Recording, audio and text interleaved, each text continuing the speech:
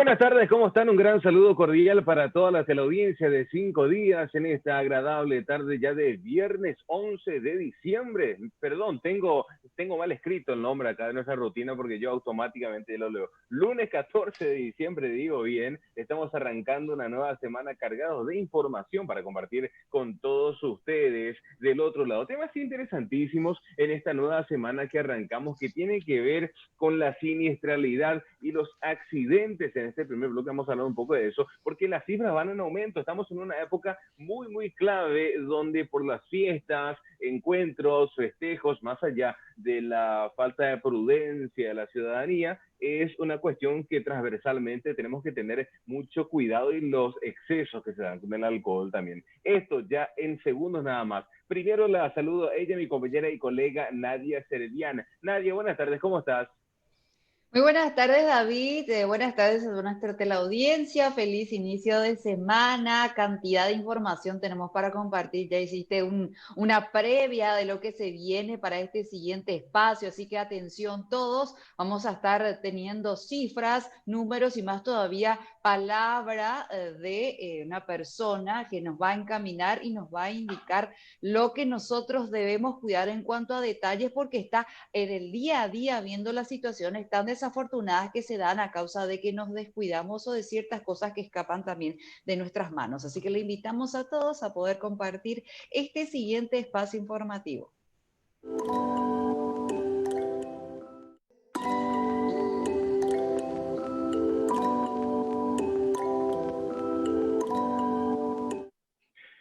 Bien, pasamos al primer bloque de esta tarde. Agradecemos la presencia de nuestro primer invitado. Está con nosotros el doctor Agustín Saldívar, director del Hospital del Trauma, para hablar un poco de lo que acontece en esta época. Lastimosamente, todas las cifras, los porcentajes van en aumento. Tenemos que ser un poco más conscientes y cuidarnos. Doctor, buenas tardes. ¿Cómo está? Gracias por su tiempo. Sí, muy buenas tardes para ustedes ahí en el panel y para la audiencia también. Y estamos acá realmente vibrando, como se dice, un poco más que lo habitual. Los días lunes es un día de puesta a punto sobre la mesa de lo que constituyó el fin de semana de viernes, sábado y domingo, en el cual siempre esperamos que aumente las cifras por el movimiento de gente, sobre todo el movimiento de gente de la diversión, que muchas veces aumenta la cantidad de la siniestralidad, se refiere, y también las agresiones, vamos a ser sinceros. Ustedes vieron que las crónicas policiales de repente aumentan la agresividad, las visitas, a lo mejor de amigos que finalmente después del último trago se pelean, algunos con estocadas, otros con arma de fuego o con golpes de puño, y desgraciadamente también está la agresión intrafamiliar que ha marcado pautas en esta pandemia. Parecería ser que el psiquis de los paraguayos se alteró en el sentido de que hubo violencia dentro del mismo, tenemos las cifras, y entonces sí, es interesante compartir, a ver si los números un poco asustan a la gente, de manera que regulemos. Queremos estar todos juntos y bueno, que no falte nadie en la mesa. Eso es muy cierto, director. La idea siempre es llegar con la mesa llena a fin de año, por eso tenemos que cuidarnos en todos los sentidos medio de esta situación. Y nos encantaría justamente compartir esas cifras que usted está diciendo, a ver si escarmentamos un poquitito nuestras actitudes, nos regulamos un poco con respecto al tema de la violencia intrafamiliar que se está dando últimamente luego de los tragos, director. Y sí, particularmente en el caso de nosotros, en lo que se refiere a violencia intrafamiliar, tenemos una cifra de 412 en lo que va del año, hasta el cierre de hoy. 412 pacientes que tuvieron algún tipo de agresión dentro de la familia. Sin embargo, nosotros tenemos pacientes que atendidos en urgencia que sí suenan 39.000 pacientes en lo que va del año, de los cuales 12.031 son víctimas de siniestros viales en general, y de esos 9.072 pacientes son víctimas de siniestros en motocicletas. Hago nomás un énfasis siempre un poco pronunciado en el caso de motocicletas, porque como ustedes sabrán, muchos, un 52% ya usan casco, que ya es un logro. Pero como la mayoría se accidenta en rutas rurales, la mayoría de ellos no tienen eso. Y como la mayoría también de los que llegan acá con traumatismo craneal grave, si no mueren en el lugar del hecho, muchas veces entran en terapia intensiva. Y si no mueren, como de hecho, de los 69.152 pacientes que asistimos acá, fallecieron 338 pacientes.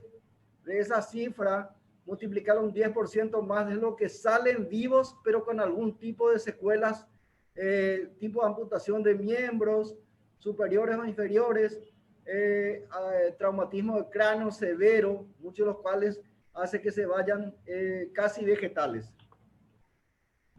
Es impresionante realmente, doctor. ¿Y qué es lo que está pasando? Porque en teoría nosotros seguimos en cuarentena, las medidas restrictivas siguen, los horarios en teoría siguen limitados y en teoría todos deberíamos estar un poco calmados y bueno, así usted nos comenta que las cifras van en aumento. ¿Qué pasaría entonces si no hubiese ningún tipo de medida de seguridad ni control y esto fuese, digamos, cuarentena cero? Eso sería una cosa insostenible.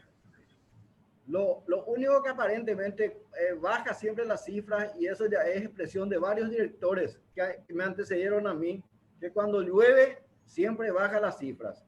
Esta semana tuvimos dos días de tormentas y hizo que de 1.705 pacientes que tuvimos al cierre hace 15 días, hoy amanecimos con 1.490 pacientes, o sea, 200 pacientes menos de ya con la lluvia.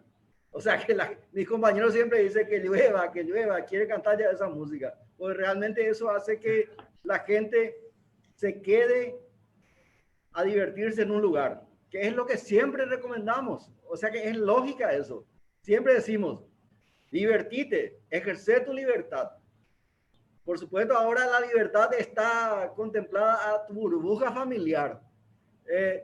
Y bueno, allí aprovisionate lo que vas a compartir con tu núcleo familiar, pero no vaya a salir, no vaya a tomar el volante ni ningún manubrio si estás ebrio. De hecho, esa es la recomendación. Entonces, cuando llueve, viste que baja 200 ya el paciente en una semana y es importante. Totalmente, director. Por otra parte, tengo una consulta.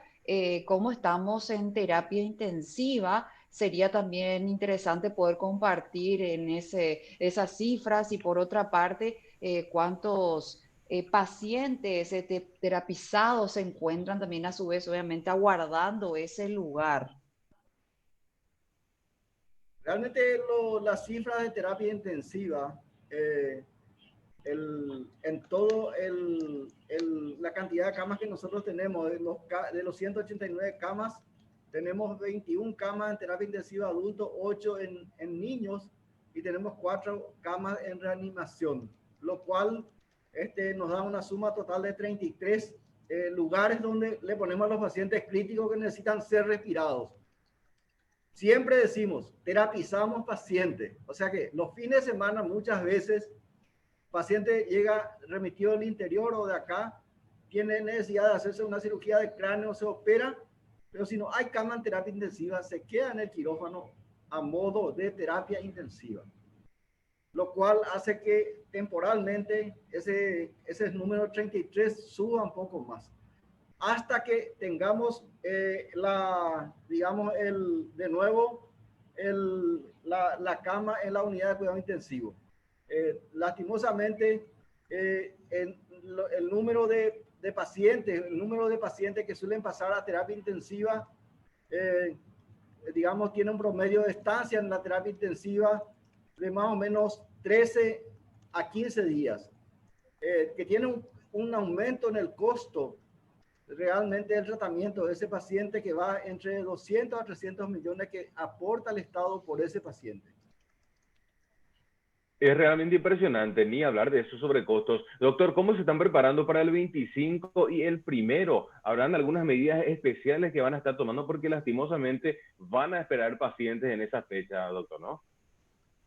Nosotros hoy estábamos hablando con el director médico, el doctor Sisto Escobar, el doctor Alfredo Chirife, el jefe de la unidad de urgencias el jefe de traumatología, el doctor Víctor Rienzi, y el jefe de cirugía, el doctor Roberto Mura, y otros compañeros que están en pediatría y otros servicios, de que esta es la última semana completa. Esta semana comienza hoy 14, termina el próximo domingo, o sea, el sábado. Tenemos ya en la otra semana, tenemos la previa a la Navidad, que son jueves y viernes, que corta la semana, y ya las dos próximas semanas después son ya prácticamente cortadas. Es decir, que mucha de la gente van a puentear ya probablemente a partir de este fin de semana. Entonces, le declaramos nosotros semanas rojas, días amarillos, días rojos, los días festivos. Días festivos, jueves y viernes, 24 y 25. Luego tenemos sábado, que es luego normalmente tomado como de movimiento, y domingo. Es decir que ahí va el ruego, por favor, señores. Y nosotros decimos, cuidemos nuestras vidas y cuidemos la vida de los demás.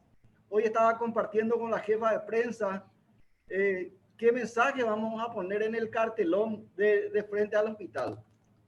Y se nos ocurrió decir, digamos, la canción de Víctor Heredia.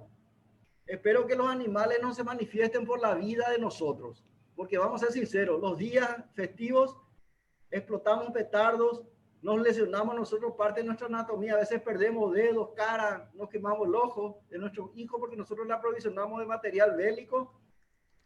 Por otra parte, el estruendo espanta a las mascotas de la casa. También están los niños autistas que sufren muchísimo por los estruendos. Y también, vamos a ser sinceros, aumenta la violencia y también los accidentes. Entonces, cuidemos nuestra vida y cuidemos la vida de los demás. Ese es nuestro mensaje que queremos expresar este fin de año, y que tantas desgracias que vimos en el año, tantos amigos o amigas, tantos tíos, tantos abuelos y personas jóvenes que han perdido la vida por el COVID. Está la amenaza del COVID, está la amenaza del dengue. Limpiemos nuestros patios. Y la pandemia de la violencia que siempre está presente. Entonces son tres elementos que queremos que la gente tenga a la hora de movilizarse, porque hay que tener en cuenta que la gente en este mes parece que están acelerados para hacer sus compras, para pagar sus cuentas, para visitarle a los amigos. No termina esto. Tenemos que continuar la vida íntegros, sanos, bien alimentados, haciendo ejercicios regulares y sobre todo teniendo en cuenta que nuestra libertad siempre tiene que respetar la libertad de los demás. Por sobre todas las cosas, doctor, sumamente importante todas estas recomendaciones que nos está brindando. Ojalá pueda penetrar bien en nuestra psiquis y a la hora de realizar las cosas la hagamos con prudencia, o si no, mejor nos ahorramos muchísimos gastos y también mucha complicación y mucha preocupación por parte de nuestra familia. Por otra parte, le quiero consultar cómo se encuentra el nosocomio, ya que usted mencionó la situación de la pandemia, muchos accidentados llegan en estas ocasiones. Bueno, tenemos a muchas personas que no presentan síntomas, son asintomáticos y bueno, tienen algún tipo de accidente, van al nosocomio y ahí es donde se dan ciertas situaciones también. ¿Cómo se encuentra actualmente? La pandemia probablemente trajo el capítulo que habitualmente nosotros hacemos dentro de los hospitales, la prevención de las infecciones hospitalarias. De hecho, lo hacíamos en quirófano, lavado de manos, reiteradas veces, distanciamiento social dentro del quirófano, la no manipulación de alimentos dentro del quirófano, dentro de la terapia intensiva, la disminución de gente circulante en lugares donde hay posibilidad de infección. Pero la pandemia nos recordó que eso hay que trasladarle al resto de la población. O sea que todo el mundo ahora sabe que nosotros los médicos dentro del hospital, las enfermeras, nos lavamos las manos, y nosotros también, nuestra población interna, al aumentar el lavado de manos, el distanciamiento social, aquellas infecciones nosocomiales que habitualmente están presentes en los hospitales, disminuyeron las diarreas extrahospitalarias. O sea que hay una serie de consecuencias de la higiene de las manos para hacer cualquier cosa. Nosotros, en ese sentido, aplicando una política espartana, limitando la cantidad de gente que circula entre el hospital, anulando una entrada, limitando solamente 3 entradas, hicimos que realmente la gente se adhiera a esto. La gente, digo en general, médicos, enfermeras, trabajadores del hospital de trauma y también los usuarios, aunque haya un plagueo de más. Realmente esa es una consecuencia. Higiene en primer lugar, que es la palabra correcta. Y por otro lado, también hay que reconocer, y yo en ese sentido soy muy sincero con la gente, los presupuestos están raleados. Los presupuestos van cerrando con algunos faltantes, a veces pocos y otras veces muchos. Es decir, que el usuario que viene va a tener que comprar algunos insumos, es decir, compra algunos insumos. Y realmente hay que tener en cuenta que la DIVEN depende de juegos de azar. Hay que tener en cuenta que muchas de esos montos que manejaba la compañera licenciada Carmen Alonso ya no existe. Entonces, va a haber más pollada, más asado a la estaca, más tallarinada para comprar los elementos de osteosíntesis. O sea que hay que tener en cuenta también el tema económico. Entonces, nos estamos preparando, pero estamos llegando, así como se dice, los que corren carrera en posta, un poquito cansados en la parte de asistencia con insumos y medicamentos. Totalmente, pero hay que seguir adelante. Doctor, ¿podemos hacer un ranking, un top 3 de los accidentes que más se están dando actualmente? Quizá un poco macabro, pero como usted ya lo decía, tal vez las cifras, capaz los números y estadísticas hagan que la ciudadanía se sacuda un poquito en cuanto al compromiso y la responsabilidad que tenemos que tener en estas épocas del año. Realmente lo que más siempre asusta están los siniestros viales. 12.000, vamos a cerrar la cifra en 12.000 siniestros viales, 9.072 de esos siniestros en motocicletas. Lo más desagradable para una persona, médico o enfermera, es ver que entre los accidentados en motocicleta son niños, porque eso denota nuestra tremenda ignorancia o desatención en el debido cuidado, en el deber de cuidado de los niños. Está bien marcado en la ley, menores de 12 años no deben ser transportados en motos. Y tenemos nosotros menores que 3 a 6 por semana que entran víctimas de acompañantes en motocicletas. El niño no tiene, un inocente es convidado a ser transportado con la excusa por emboriajú, pega la hora de coa, pega la hora de medio de transporte, va a importar si le decía algo. Bueno, viene acá, tiene un traumatismo de cráneo, entra en terapia, a veces muere, a veces se va amputado. Ese niño tiene una esperanza de vida al nacer en Paraguay, para el sexo masculino en promedio 73 años y para el sexo femenino 77 años. Si se accidenta, como llega a algunos de los niñitos de 2 años, de meses, le mutilás 73 años por delante. O sea que realmente es esa parte de irresponsabilidad es lo que realmente desagrada. Y mira, te lo digo como padre de familia, como abuelo ya también, que me gustaría que no solamente le causemos al Estado, nos causemos a nosotros, comunidad, habitantes de esta tierra, que realmente la responsabilidad no es solamente de lo que está fuera de nuestro patio. Lo que está dentro de nuestro patio es nuestra responsabilidad. Totalmente, director. Por otra parte, es importante también consultar esto, cómo estamos con respecto a la cantidad de medicamentos en los hospitales públicos. ¿Estamos con abastecimientos positivos o hay situaciones que se generan o inconvenientes para todas las personas que acuden? Lo que no puede faltar en un hospital de trauma, oxígeno, tenemos oxígeno líquido y gaseoso, tenemos todo lo que es suero, tenemos Punzocat, lo básico. En un hospital de trauma no puede faltar vendas, yesos, algodón. No puede faltar en un hospital los hilos de sutura. Sin embargo, hilos de sutura sí faltan. Me llegaron el fin de semana pasado 5.000 hilos del ácido polilicoico que usamos para cerrar el abdomen.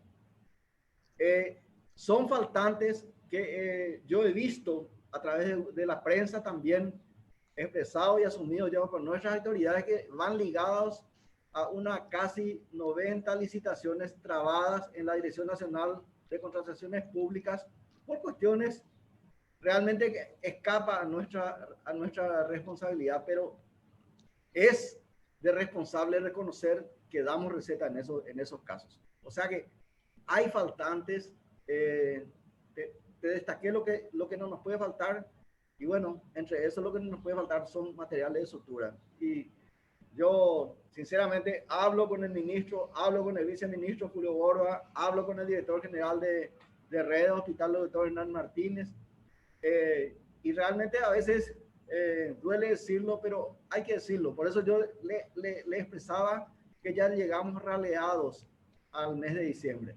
Espero que el próximo año, el presupuesto 2021, se concrete un UOC del Hospital de Trauma propio, de manera que nosotros hagamos las competencias de precio y de calidad y de los elementos que solamente en el trauma nosotros utilizamos. Eso es una expresión que ya está expresado en el presupuesto del 2021, y tenemos el compromiso ya asumido con el ministro de que nosotros tengamos que hacer la administración de nuestro presupuesto, de manera que en todo lo que se refiere a insumos, no vamos a comprar lo que nosotros no usamos. Y también ya no queremos seguir con el famoso almacén Iyeyowa. O sea, necesitaba un hilo, pedía a nivel central. Necesitaba carne, pedía a nivel central.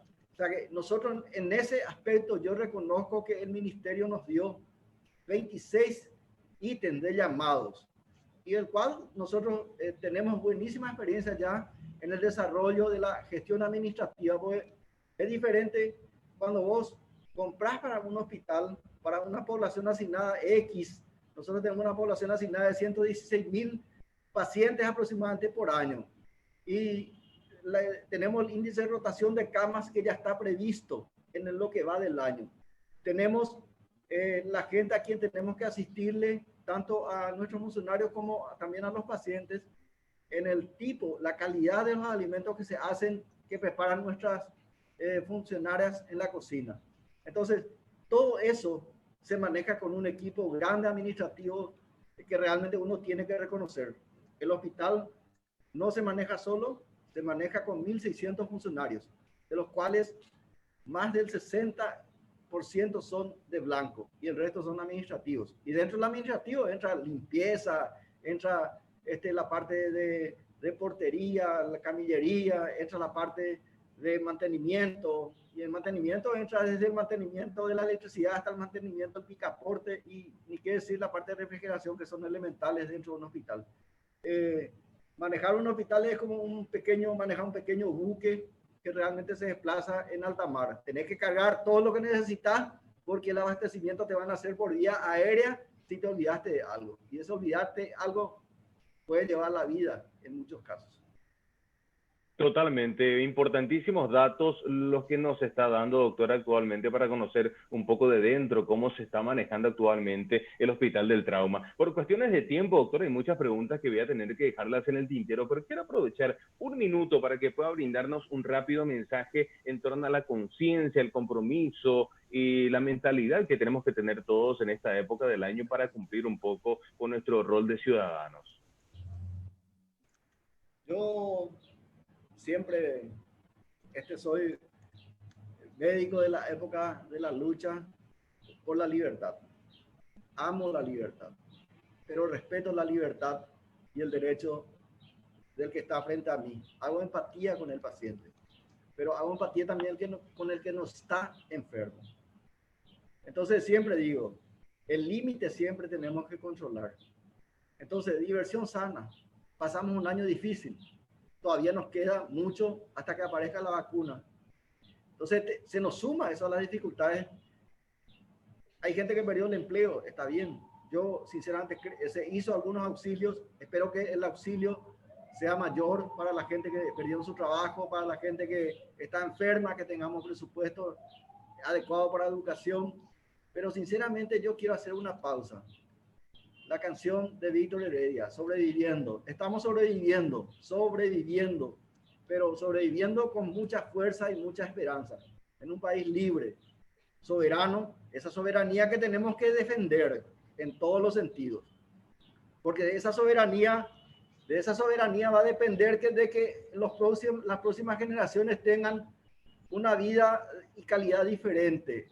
Entonces, dentro de esa soberanía también expresada, yo quisiera decirle a la gente, nosotros los humanos tenemos que protegernos, pero también tenemos que protegerle a los que habitan con nosotros. La natura, la forestación, los animales. Decía una parte la canción de Víctor Heredia, no esperemos que los animales un día se manifiesten por la vida. Dice, ¿cómo me reiría? Dice él. Nosotros no hacemos eso. Entonces, el mensaje realmente es eso. Defendamos el todo, cuidemos la vida de los demás y la nuestra. Excelente mensaje realmente, doctor, que estoy seguro de toda la teleaudiencia va a saber recibirlo y volver a compartirlo también con sus allegados. Queremos agradecerle por su tiempo, doctor, desearle muchos éxitos y como siempre digo, esperando que nos sea la última entrevista. No, por favor, estamos acá realmente en la lucha como ciudadanos, realmente con mucha responsabilidad. Los compañeros hacen todo el hospital, todos los funcionarios hacen el hospital, somos parte del Ministerio de Salud Pública. Fue un año muy difícil, desde arriba, desde el Ministerio del Gabinete hasta el último médico, peón de patio de las reparticiones del Estado en Salud Pública, hacen el todo. Y bueno, esperemos que realmente en la Navidad sea, y en la Navidad, la Nochebuena, el 31 y el 1 sean días festivos y no de lutos. Muchísimas gracias. Estamos siempre a disposición de lo que ustedes puedan permitirnos expresarnos y hacerle llegar a la gente un mensaje de cuidarnos. Así mismo, doctor. Muchísimas gracias por su tiempo realmente. Nadia, con esta entrevista es momento de hacer la pausa rápidamente. Totalmente, pasaron 31 minutos de la hora 16. Vamos a la pausa, enseguida retornamos.